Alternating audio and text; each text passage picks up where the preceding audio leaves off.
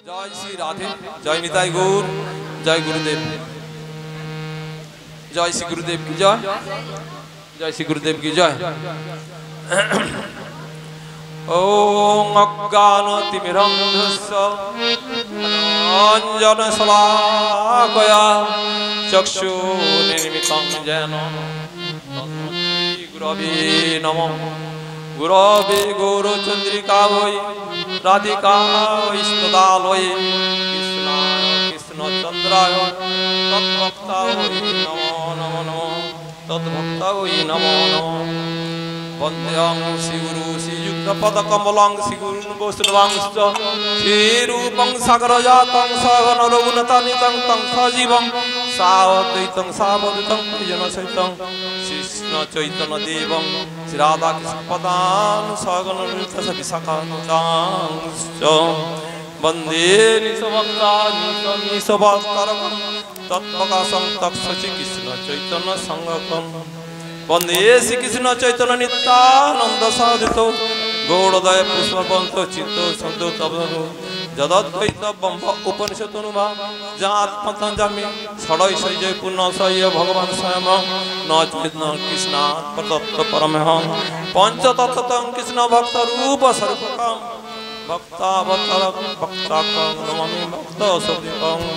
हे कृष्ण करुणा सिंधु दीनो बंधु जगत्पति गोपेश गोपिका राधाकांत नमस्तुते।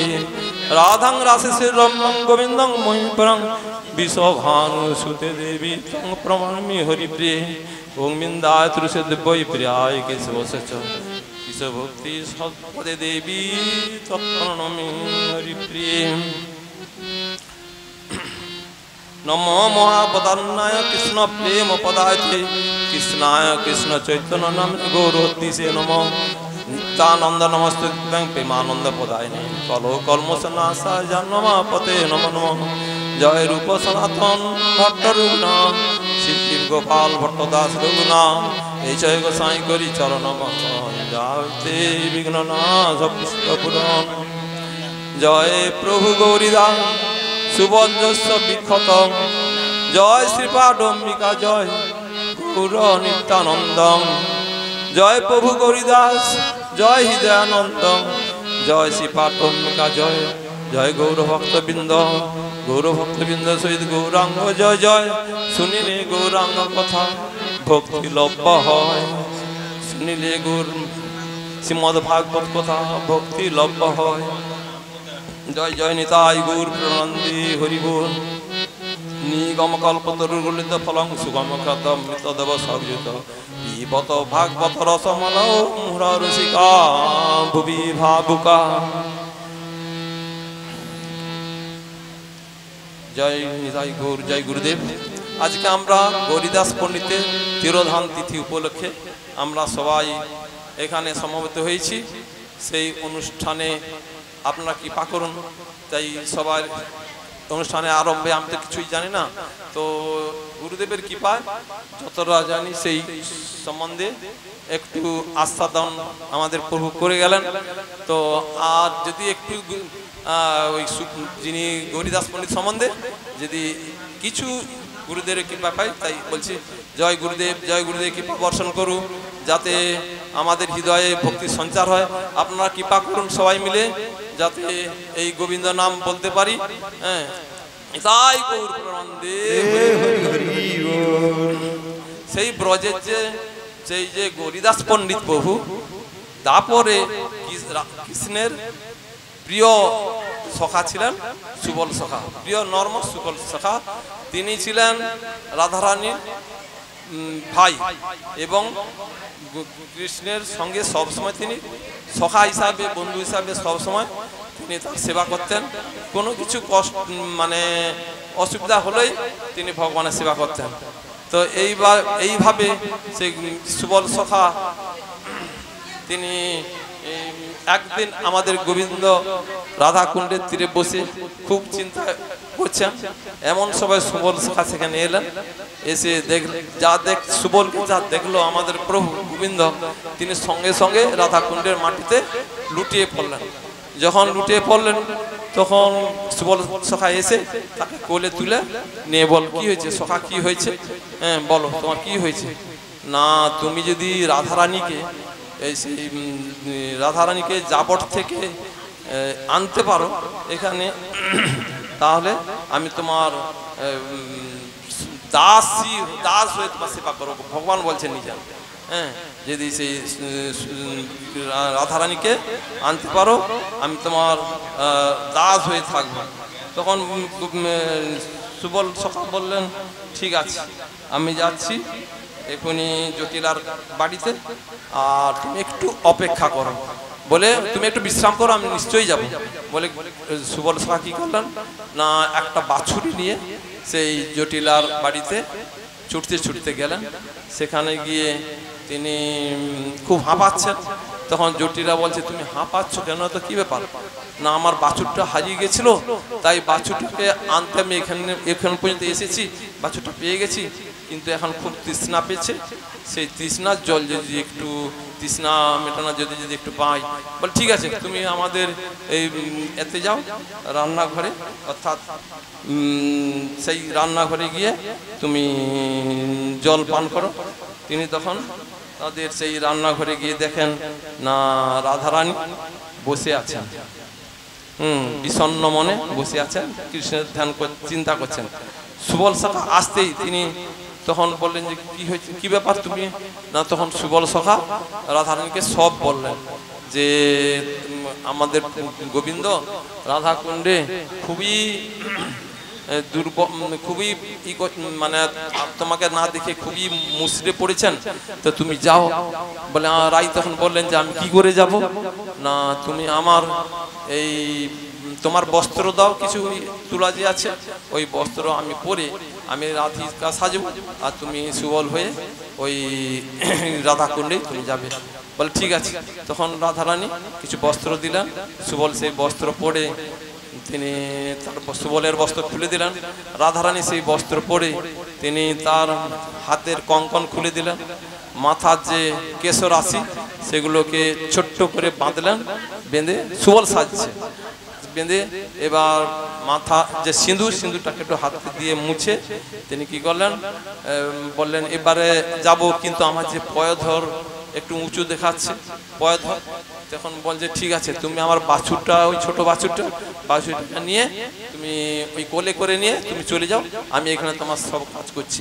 বলে তিনি কি করলেন না সেই বাছুরটিকে কোলে করে নিয়ে রাধারানী চলে যাচ্ছেন রাধাকুণ্ডে তীরে। তো এ পাশে সুবল বসে বসে খুব চিন্তা করছেন। তো রাধাকুণ্ডের তীরে গিয়ে তিনি সুবল সেজেই তো গিয়েছেন, যে বলছে একটু স্বরটাকে ভঙ্গি করে যে আমি তো রাধারানী জাপটে যেতে পারিনি, আর আমি ওই এর কাছে গিয়েছিলাম, আমি চন্দ্রাবলীর কুঞ্জে গিয়েছিলাম, তো ওখানে তাকে সব বলে আসছে। রাধারানী বলছে আর কি হ্যাঁ একটু ভঙ্গি করে যে আমি চন্দ্রাবলীর কুঞ্জে গিয়েছিলাম, তো তুমি বলো আমি তাকে সব বলে আসছি, তুমি যদি বলো তাহলে আমি তাকে আনতে পারি। তখন আমাদের গোবিন্দ বলছেন যে আমি যদি রাধারানীকে না পাই, তুমি তো জানো সব, তাকে যদি না পাই তাহলে আমি এই রাধাকুণ্ডে ডুবে প্রাণ ত্যাগ করবো। বলে তিনি সঙ্গে সঙ্গে রাধাকুণ্ডে ঝাঁপিয়ে পড়লেন। যা ঝাঁপিয়ে পড়লেন সঙ্গে সঙ্গে বাছুরটি ছেড়ে রেখে দিয়ে রাধারানী তাকে হাত দিয়ে আমার গোবিন্দকে হাত দিয়ে তুলে ধরলেন। যা তুলে ধরলেন উপরে উঠেই দেখলেন যে রাধারানীর বেশ। তখন তিনি আনন্দে উপরে উঠে রাধারানীর সঙ্গে মানে কথাবার্তা সব হলো। তখন গোবিন্দের মনটা খুব আনন্দে ভরে গেল। এদিকে সুবলকে, এদিকে যোগমায়া তিনি চিন্তা করলেন যে সুবলকে তো বের করতে হবে। তিনি তখন ললিতার কাছে গেলেন। তখন ললিতাকে গিয়ে বললেন যে সুবল তো রাধারানীর রন্ধনশালায় আছে, আর তুমি তাকে একটু কিভাবে বের করা যায় তুমি চিন্তা করো। তখন বলে ঠিক আছে আমি যাচ্ছি এক্ষুনি। বলে ললিতা কি করলেন তার সব দাসীদেরকে নিয়ে কুটির জটিলার কাছে গেলেন যে মা আর আমরা যমুনায় জল আনতে যাব, আর আপনি যদি দয়া করেন রাধারানীকে নিয়ে আমরা তাহলে যাবো। বলে ঠিক আছে তোমরা রাধারানীকে নিয়ে ওই সোনার কলসি নিয়ে যাও জল আনতে। বলে জটিলা যে বললেন, সঙ্গে সঙ্গে সুবল সেই সোনার কলসি নিয়ে রাধারানীর বেশে এই রন্ধনশালা থেকে বেরিয়ে তারা আস্তে আস্তে হচ্ছে রাধাকুণ্ডে চলে এলেন। রাধাকুণ্ডে এসে এবার সুবল তার সব বেশভূষা খুলে দিলেন এবং রাধারানী সেই বেশভূষা পরলেন, রাধারানীর বেশ, আর সুবল তার নিজের বেশ পরে গোবিন্দের সঙ্গে আনন্দে তারা মিলন এবং আনন্দে গুণগান করা আরম্ভ করলেন রাধাকুণ্ডে। এইভাবে তিনি তারপরে অনেক লীলা গোবিন্দের সঙ্গে করেছেন। হ্যাঁ, তো আপনারা তো শুনছেন গৌরীদাস পণ্ডিতের কিছু কথা, তো সেই লীলার কথা একটু, রাধারানী লীলার কথা আর একটু বলি। তো এইভাবে আরেকদিন গোবিন্দকে সবসময় সুবল সখা মানে সহযোগিতা করেন সব দিক দিয়ে। তো একদিন কি হয়েছে না, রাধারানী যখন তার বাবার বাড়িতে থাকতেন বর্ষানায়, তখন সেই যে রাধারানীর মন্দিরে মানে রাধারানীর কুঞ্জে সখীরা সব প্রবেশ করতে পারতেন, কিন্তু কোনো সখা সেখানে প্রবেশের অধিকার নেই। তো কৃষ্ণ সব সময় কি করে না, সখী বেশে সেই তার কুঞ্জে বর্ষানায় কুঞ্জে প্রবেশ করে, গিয়ে ওই সবাই মিলে আনন্দ করে টোরে তারা 10টা থেকে যায় এবং 12টার সময় থেকে তারা বাজিজার বাড়ি চলে আসে। এইভাবে যাতায়াত হয়। তো একদিন ললিতা বললেন যে তুমি হে শ্যামসুন্দর, তুমি তো সব সময় সুখী বেশে আসো, তো একদিনকে সখা বেশে তুমি যদি এখানে প্রবেশ করতে পারো, আমি তাহলে তোমার দাস হয়ে, তোমার দাসী হয়ে তোমার সব সেবা করবো। তখন কৃষ্ণ একটু চিন্তা করলেন তো কি করি, তখন সঙ্গে সঙ্গে বলে আচ্ছা ঠিক আছে, হ্যাঁ আমি তাহলে কালকেই আসবো, যা হয় হবে, আমি তোমার দাস হতে পারি বা তুমি আমার দাস হতে পারো, সেটা কালকেই হবে বলে কৃষ্ণ চলে গেলেন রাধারানীর বাপের বাড়ি। সেই কুঞ্জ থেকে, রাধারানীর কুঞ্জ থেকে কৃষ্ণ বাড়িতে যেয়ে নন্দালয়ে গিয়ে চিন্তা করছেন, কালকে তো আমি বলে এলাম, তো আমি কি করে যাব। তখন তিনি চিন্তা করছেন, এমন সময় সুবল এসেছেন। তখন সুবল এসে বলছে যে কি ব্যাপার, কি সখা তুমি এত মুসড়ে পড়ছো কেন? না আমি একটা কথা দিয়ে আসছি, কি যে করি নাকি না, সেখানে সখা বেশে আমাকে ঢুকতে হবে, সেই চিন্তা আমি কি করে যাইছি, আমাকে চিনতে পারলে তো ঢুকতে দিবে না, তো কি করে যেতে পারি সেই বলছেন। তখন তিনি বললেন যে ঠিক আছে, কালকে তো আমি কালকে আসছি, তোমার কোনো চিন্তা নেই, আমি ঠিক তোমাকে সাজিয়ে দেবো। বলে ঠিক, বলে হ্যাঁ। তখন কি করছেন না, পরের দিন সুবল সখা এসে আমাদের গোবিন্দকে জ্যোতিষী বেশে সাজিয়ে দিলেন। জ্যোতি বেশে সাজিয়ে দিয়ে খুব মাথায় একটা পাগড়ি বেঁধে দিচ্ছে, চুলগুলাকে সব সাদা সাদা করে দিয়েছে, বয়স্ক আর কি, বয়স্ক জ্যোতিষ হিসাবে। আর যে জামা একটা পরে দিয়েছেন, আর গাছ যেগুলো দেখা যাচ্ছে ওগুলাকে একটু কালো রং করে, আর একটু কালো রং করে, মানে বয়স্ক করে দিয়ে বেশ করে জ্যোতিষী বেশ সাজিয়ে এবার কি করছেন যে এবার তুমি চলে যাও। বলে আমাকে কিভাবে সাজাচ্ছ আমি একটু দেখি। বলে তিনি কি করলেন, আয়নার সামনে গেলাম, গিয়ে দেখলেন আরে আমি এমন, আমি নিজেকেই আমি চিনতে পারি। কৃষ্ণ বলছেন যে আমাকে তুমি এমন ভাবে সাজিয়েছো, আমি নিজেকেই নিজে চিনতে পারিনি, তো ঠিক আছে আমি ঠিক চলে যাবো বলে বগলে একটা পুঁথি নিয়ে তিনি চলছেন। ওটা 10টার সময় যেতে হয় ওই রাধারানী কুঞ্জে। তিনি যাচ্ছেন, যেতে যেতে দেখে না সামনে প্রভাবতী যাচ্ছে। তিনি তখন বলে আরে তুমি তো প্রভাবতী, তোমার বাড়ি তো অমুক জায়গায়, তোমার বলে আপনি কি করে জানলেন? না আমি তো জ্যোতিষী, আমি দেখেই সব বলতে পারি। বলে তাই? বলে হ্যাঁ। বলে আচ্ছা আচ্ছা, ওই জন্য আপনি বললেন। তো আবার কিছু দূরে দেখে না ললিতা যাচ্ছে। তখন ললিতাকে দেখে বলে আরে তোমার তো অমুক গ্রামে ঘর, তোমার পিতার নাম পাবনদেব, আর তুমি তো রাধারানীর তোমাদের সখীর কাছে তুমি যাচ্ছ। হ্যাঁ, তো বলে আপনি কি করে জানেন? আমি তো জ্যোতিষী, আমি দেখেই সব বলতে পারি, হাত গণনা করতে পারি। বলে তাই? বলে আমাদের সখী খুব চিন্তা করেন, হ্যাঁ সব সময় চিন্তা করেন, কি যে তার মনের দুঃখ আমরা কিছু বুঝতে পারিনি। আর তুমি আমাদের রাধারানীর কাছে মানে আমাদের সখীর কাছে যাবে, গিয়ে একটু যদি গণনা করে দেন। তখন তিনি বললেন, বলে গোবিন্দ বললেন না না আমি ওখানে তো সখীদের সখার কারো ঢোকার পারমিশন নেই, আমি ওখানে যাব না। আরে আমি তোমাকে নিয়ে যাব, আর যত ওই লাগে তোমার যা লাগে দান সামগ্রী আর আমি সব উপহার দেবো, তুমি চলো আমার সঙ্গে। এখন গোবিন্দ তো মনে মনে তো জানেন যেভাবে আমাকে ওখানে প্রবেশ করতে হবে। তখন তিনি কি করলেন, ওই ললিতার সঙ্গে যাচ্ছে জ্যোতিষী বেশে। এখন গেটে, প্রথম গেটে ঢুকবে, ললিতা ঢুকে গেছে, আমাদের গোবিন্দ জ্যোতিষীকে আর ঢুকতে দিচ্ছেন না।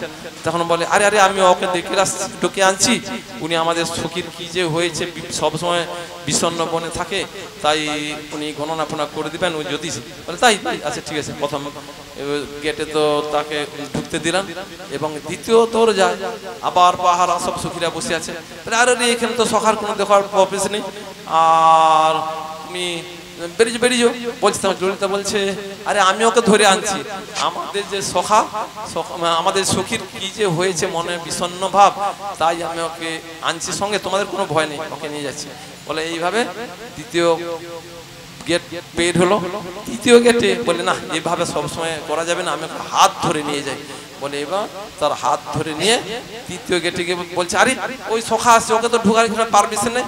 বলে আরে আমি নিয়ে যাচ্ছি, তোদের কোনো দোষ নেই, ও আমাদের সখীর সব গণনা করে বলে দিবে যে ও হচ্ছে কি হয়েছে। বলে এইভাবে তিনটা গেট, তিনটা দরজা পেরিয়ে এবার সখীর কাছে গেলেন। সখীর কাছে বলে আচ্ছা তুমি যাও গিয়ে ওই সখীর পাশে যে সিংহাসনটা বসে আছে ওইখানে বসে সখীকে দেখে তুমি গণনা করো কি হয়েছে, আমাদের সখী কেন সবসময় বিষণ্ণ মনে বসে থাকে। তখন তিনি বলে ঠিক আছে আমি বসি। কৃষ্ণ তো বসার তো কোনো চিন্তা নেই, সে তখন আনন্দে বসে গেছে। বসে এবার প্রথমে হাত দেখছে। তোমরা আরে তুমি হাত ধরছো কেন? না এ যে জটিল ব্যাপার, একে হাত না দেখলে আমি একে বলতে পারবো না। বলে আচ্ছা আচ্ছা ঠিক আছে। বলে যা হাত স্পর্শ করছে সঙ্গে সঙ্গে রাধানী শিহরণ জেগে গেছে, সে বুঝে জানি আমার কানাই তো এসে গেছে, ঠিক আছে আমার কানাই যখন এসে আর আমার কোনো চিন্তা নেই। বলে রাধানী বুঝতে পারলেন, এবার হাতটা ধরে আস্তে আস্তে মানে রেখাগুলো উঠে, রেখার কাছে হাতটাকে একটু টিপে দিয়েছে আর কি। যা টিপে দিয়েছে তখন আরে তুমি হাতটা টিপছো কেন? না এইসব রেখা আমি দেখতে পাচ্ছি না, আমি তো বয়স হয়ে গেছে, ওই জন্য হাতটা টিপে একটু রেখাটাকে দেখছি। বলে এবারে সেই হাতকে নিয়ে বলে আচ্ছা আচ্ছা ঠিক আছে। তারপরে সে হাতটাকে নিয়ে এবার মুখের কাছে আনছে, মুখের কাছে এনে একটু চুম্বন করছে।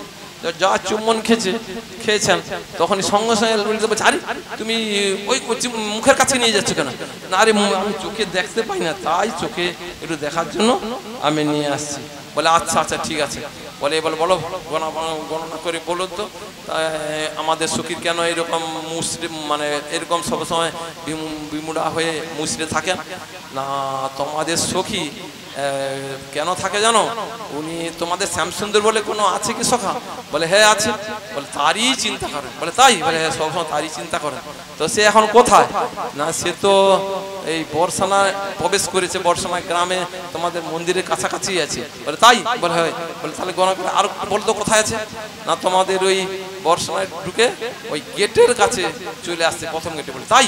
বলে আচ্ছা আচ্ছা ঠিক আছে। তখন বলে দিচ্ছে এই কেউ যদি সখী আসে সখা আসে তোমরা ঢুকতে দিবে না। বলে এইভাবে বলছে। বলে পরপর কথা হয়ে চলে গেছে। এবার বলছে এখন কোথায় আছে? না এখন তো সে দ্বিতীয় প্রথম গেট পেরিয়ে দ্বিতীয় গেটেও চলে আসছে। বলে তাই?